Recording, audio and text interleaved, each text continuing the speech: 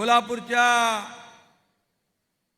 या ऐतिहासिक आणि पवित्र नगरीमध्ये आज अंबाबाईच्या मंदिराचं सुशोभीकरण या ठिकाणी अमितभाईंच्या शुभ हस्ते झालेलं आहे। खरं म्हणजे आज या शक्तिपीठाच्या आधुनिकीकरणाचं आणि सुशोभीकरणाचं काम सुरू होत आहे। आजचा दिवस केवळ कोल्हापुरात नाही तर उभ्या महाराष्ट्राच्या आणि देशाच्या सांस्कृतिक इतिहासात सुवर्णाक्षरांनी लिहून ठेवणारा आजचा दिवस आहे। कोल्हापुरी नगरी दक्षिण काशी म्हणून ओळखली जाते। आज अमितभाईंच्या उपस्थितीत सुरू होणारे काम दक्षिण काशीला जगाच्या नकाशावर एक दैदिप्यमान उंचीवर घेऊन जाईल यामध्ये आम्हाला पूर्ण विश्वास आहे। आणि आपल्या सगळ्यांना माहीत आहे, प्रकाश आंबेडकर यांनी सांगितलंय अमितभाईंचं आणि कोल्हापूरचं नातं काय है।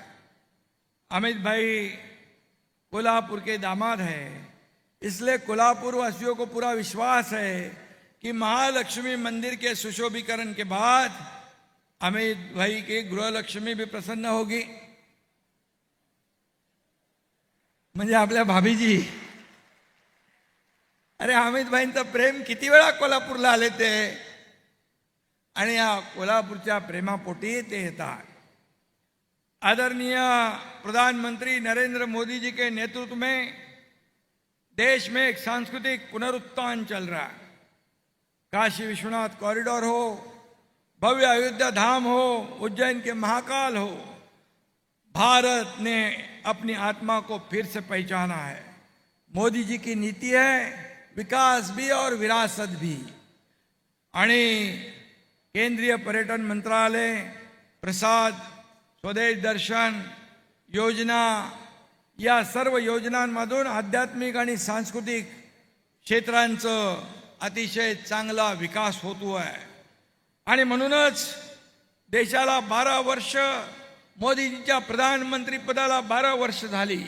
एक यशस्वी आणि लोकप्रिय प्रधानमंत्री म्हणून त्यांनी आपल्या देशाचा गौरव 7 समुद्रा पलीकडे पोहोचवला आणि त्यामध्ये अमितभाई देखील त्यांच्या पाठीशी सावलीसारखे उभे राहिले। हा देखील एक इतिहास आहे। आणि म्हणून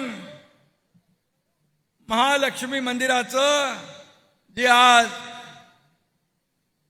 सुशोभीकरण होतंय त्याला एक आगळा वेगळा इतिहास आहे।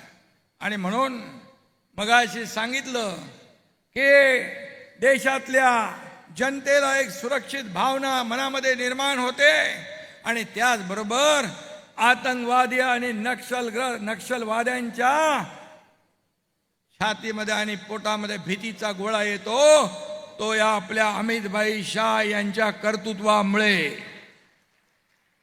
काश्मीरचं 370 कलम हटवण्याचं काम अमितभाईंनी केलं मोदीजींच्या मार्गदर्शनाखाली। आणि त्यांनी सांगितलं होतं या संपूर्ण देशातला नक्षलवाद 2026 पर्यंत पूर्ण त्याचा खात्मा केला जाईल।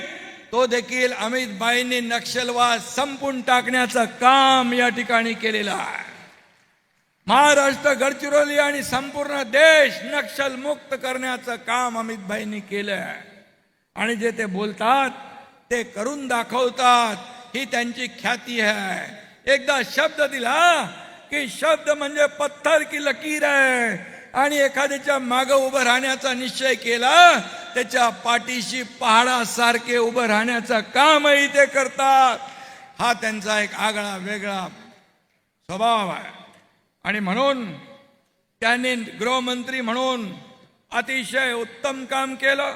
त्याचबरोबर सहकार मंत्री म्हणून देखील त्यांनी जे काम केलं, मोदीजींनी सहकार मंत्रालयाची जबाबदारी त्यांच्यावर दिल्यानंतर पूर्वी सहकार काही लोकांच्या, मुठभर लोकांच्या हातात होता, परंतु आज सहकार क्षेत्रामध्ये क्रांती घडवण्याचं काम त्यांनी केलंय। आज सहकार बिना नाही उद्धार आणि हा सहकार शेवटच्या माणसापर्यंत पोचला पाहिजे, यासाठी त्यांनी सहकार क्षेत्रात आमूलाग्र बदल घडवले, क्रांती घडवली. हा सर्वसामान्य माणसाला याचा फायदा झाला पाहिजे हे त्यांनी पाहिलं. मला आठवतंय आम्ही जेव्हा देवेंद्रजी, आम्ही आणि आमचे मंत्री जेव्हा अमित भाईकडे गेलो होतो की साखर कारखाने, शेतकरी अडचणीत आलेत, तेव्हा 10,000 कोटीचं इन्कम टॅक्स माफ करण्याचा क्रांतिकारी निर्णय अमित भाईंनी घेतला होता. आता देखील आम्ही गेलो होतो, त्यावेळेस देखील इथेनॉल असेल, जे जे बाय प्रॉडक्ट असतील, त्यांना सगळ्यांना न्याय देण्याचा निर्णय देखील त्यांनी घेतला. पॅक्सला मजबूत केलं, अगदी शेवटच्या घटकापर्यंत हा फायदा, न्याय गेला पाहिजे, यासाठी त्यांनी मोठं क्रांतिकारी पाऊल उचललेलं आहे. आणि म्हणून मी त्यांचं मनापासून अभिनंदन या ठिकाणी करतो. मनापासून त्यांना धन्यवाद देत असताना या ठिकाणी त्यांचा अभिमान देखील आम्हाला आहे की आज 1,500 कोटीचं हे आपलं अंबाबाई मंदिराचं सुशोभीकरणाचा टप्पा सुरू होतोय.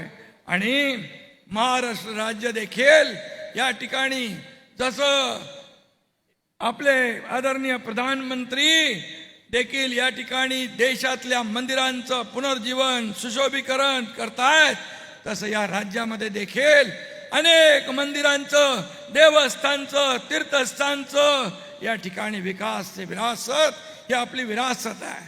जसं अयोध्याचं राम मंदिर, कुणालाही वाटलं नव्हतं अयोध्येचं राम मंदिर होईल, परंतु राम मंदिर देखील झालं, हा देखील इतिहास आहे.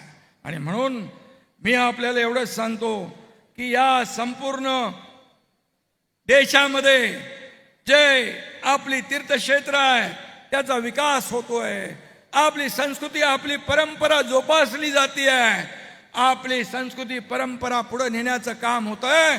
तसंच मोदीजी आणि अमित भाईंच्या मार्गदर्शनाखाली या राज्यात देखील आपली तीर्थक्षेत्र, आपली प्राचीन मंदिरं, आपले गडकोट किल्ले, त्यांचं पुनरुत्थान, त्यांचं सुशोभीकरण, त्यांचं संरक्षण, त्यांचं जतन करण्याचं काम महायुती सरकार या ठिकाणी करतंय. आणि म्हणून मी अमित भाईंना पुन्हा एकदा मनापासून धन्यवाद देतो की आपण कोल्हापूरमध्ये आल्यानंतर एक वेगळं भावनिक नातं या ठिकाणी कोल्हापूरवासियांना पाहायला मिळतंय. आणि म्हणून मी आपल्याला अमित भाई, आपको बहुत बहुत धन्यवाद देना चाहता हूं. महाराष्ट्र में जब जब आप आते हो और ऐसे जो काम है उसका भूमि पूजन होता है, लोकार्पण होता है, इससे हमें ऊर्जा मिलती है, प्रेरणा मिलती है और हमें काम करने की ताकत मिलती है. आणि म्हणून मी आपल्याला धन्यवाद देतो. या ठिकाणी अमित भाई, जाते जाते 2 पंक्तियां कहता हूं. जनता की हर मांग आपने पूरी कर दी है, जनता की हर मांग आपने पूरी कर दी है, रुके हुए हर काम को रफ्तार दी है.